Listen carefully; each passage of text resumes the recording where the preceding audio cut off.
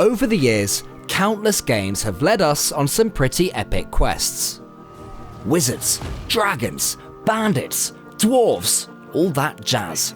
However, very few series can boast such an impressive lifespan as The Legend of Zelda's 30 years worth of dungeon diving and monster mashing, or have such a repertoire of excellence.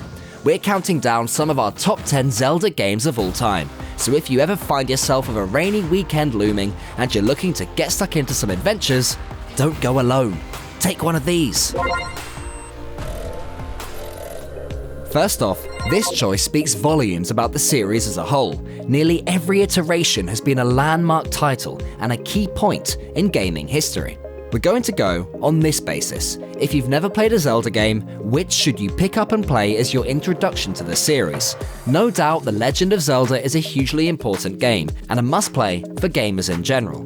But it hasn't aged all too well, and for first encounterers, we can certainly do better.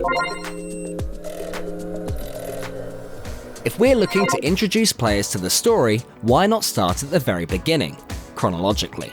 As a series, The Legend of Zelda has a pretty complex timeline, which has been the cause of debate amongst fans over the years. With enough time traveling, character reincarnation, and parallel universes to make anyone's head spin, there are several factors that cannot be said with absolution. However, it is set in stone that Skyward Sword is where it all starts, before Hyrule, before recurring Links and Zeldas, and before Ganon. The game takes advantage of the Wii's Motion Plus functionality, which provided more precise controls and allowed Link to mirror all a player's hacking and slashing and spinning in real time. As we're sure you can imagine, this was a lot of fun, but thankfully didn't distract from the gorgeous world and breathtaking vistas above and below the clouds. It's definitely a worthy title to act as your first foray into the series. We'll stick with the Wii for a darker take on the series, with Twilight Princess. We love the colourful atmosphere of most Zelda games, but it's always nice to see a departure every now and then. Twilight Princess certainly stands out. It didn't have the technology of the Motion Plus like its successor, but we firmly believed that worked in its favour. The real-time combat was a great novelty, and felt amazing, but it did become tiresome. Whilst Twilight Princess did make great use of the Wii's motion controls, it didn't overdo it, resulting in a game that played like previous Zelda games, but with a few little additions to spice things up and fit with its gloomier atmosphere. We're making moves into handheld realms now, and looking at A Link Between Worlds, Nintendo's first original Zelda title on the 3DS. The game served as a direct sequel to the hugely popular Link to the Past. Due to this, we'll come across plenty of familiar sights, with brand new twists. One of these big new twists was Link's ability to merge onto a wall as a painting and access places that were previously unavailable to his predecessor. It gives us memories of slipping through cracks in the world in Paper Mario, but it's a much more aesthetically interesting concept when Link does it.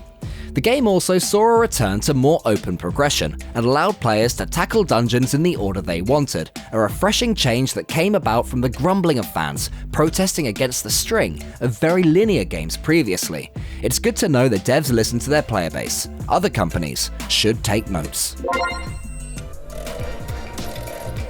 Let's stick with the handheld adventures now and talk about an absolute classic, Link's Awakening. Originally intended to be a sequel to A Link in the Past that was being developed after hours by Nintendo staff. Talk about a passion for the project. The game took a break from the familiar pastures of Hyrule, and Zelda's name is only mentioned in passing. The game is simply a blast to play, and despite having minimal references to former Zelda games, the world is populated by plenty of cameos from other Nintendo games. You'll come across Chain Chomps, Goombas, and even Yoshi and Kirby at one point. Yes, we know what you're thinking, this is definitely showing its age, and we wholeheartedly agree. But we've got good news. Nintendo have recently remade the game from the ground up, so it's the perfect time to get stuck into this Game Boy classic. We've mentioned A Link to the Past twice so far. Why was this the game that the team was so eager to develop a sequel to? Well, let's take a look. Following a complete break from formula with The Adventures of Link, which opted for a side-scrolling format, and just for the record, you should just go ahead and skip that title. A Link to the Past went back to the style of the previous overhead perspective, although needless to say, it expanded and innovated in every regard compared to the original. This is the game where we can see everything coming together perfectly for the first time, and where the definitive Zelda experience was born. The controls, fluid, the dungeons, intricate, and there was a wide range of items and techniques that would aid Link in his endeavours. It also marked the beginning of what would become synonymous with the series, parallel worlds. From this humble SNES title, Nintendo could adapt and evolve a rich and complicated timeline for all of their games to come. On the topic of complicated timelines, let's look at one of the most inventive takes in the series. Whilst Twilight Princess took a darker turn, it didn't come close to the constant impending doom presented in Majora's Mask. And what a story it was. Tasked with saving a kingdom in the constant limbo of apocalyptic destruction in 3 days, you'll have to keep winding back the course of time to the beginning of the countdown and make small steps towards progress. We've faced all manner of threats so far throughout the series, but none come close to giving us that gut-wrenching feeling of the anthropomorphic moon edging ever closer to Hyrule. For those of you that played this growing up, you may have suffered from the same affliction as us, what we're dubbing spooky scary moon face disorder. We saw it when we slept, we saw it when we woke up, and we saw that bearing grin and creepy gaze everywhere. Never had a Zelda game had such a dark setting, nor such an ambitious and inventive story, which at times was downright somber.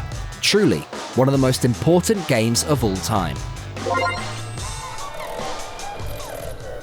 Enough with all this gloominess and despair, let's veer off in a completely different direction with the most colourful and lovable additions to the series, The Wind Waker.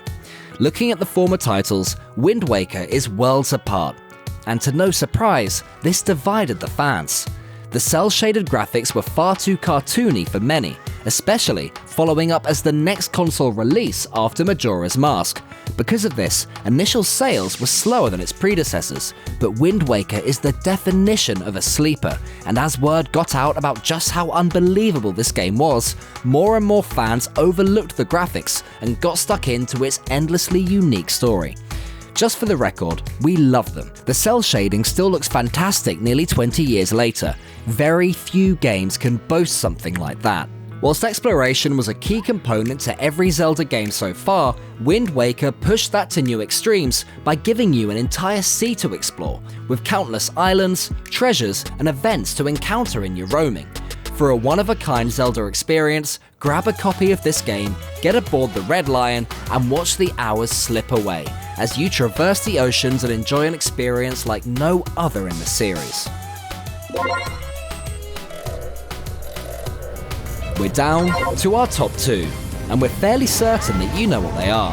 But here's the key question: which order do we put them in? Do we praise the classic title, or do we look to the modern contender?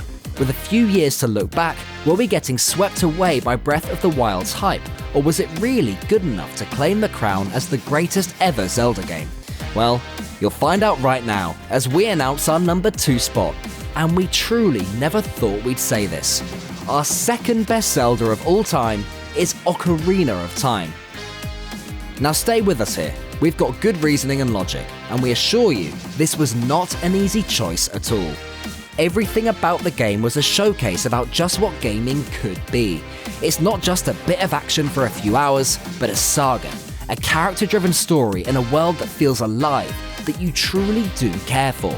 The game made us marvel at every aspect, become completely engrossed in every detail, and generate a powerful emotional attachment to Hyrule, to Zelda, and to Link. It moved the series to territories we never thought were possible in gaming, and created a new benchmark for the world to aim towards. We don't need to tell you that Ocarina of Time was a masterpiece. You all already know that.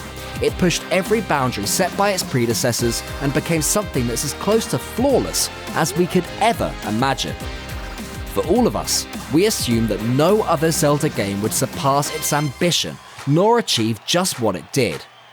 That is, until Breath of the Wild. Where A Link to the Past had refined the Zelda formula down to its core fundamentals, Ocarina of Time perfected it. every game following it would try and innovate and achieve that same level of greatness. Rather than following in its footsteps, Breath of the Wild sought to strip the series down to its foundation, take the elements from each game which were popular amongst the fans, and build a brand new Zelda for a new generation of gamers. There was a time when nothing else could measure up in size and stature to the series. In recent years, however, we've seen games that push every boundary and leave the world in anticipation of what comes next. For a long time, games had been clamoring to keep up with the Zelda series, but now they'd finally been surpassed. Nintendo needed something that set a new standard. Breath of the Wild was that game. From first glimpse, the magic of the series was evident, but we were looking at a whole new breed of games. The linear dungeon delving of past had been reinvented. Yes, there'd still be countless hours of glorious spelunking to be had, but it was approached in a different manner. Players were free to explore this vast landscape in their own little way.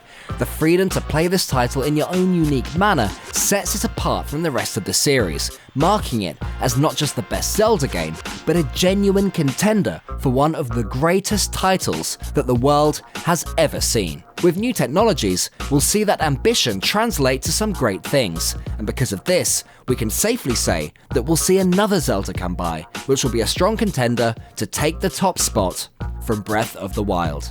We will see you all in our next Top 10.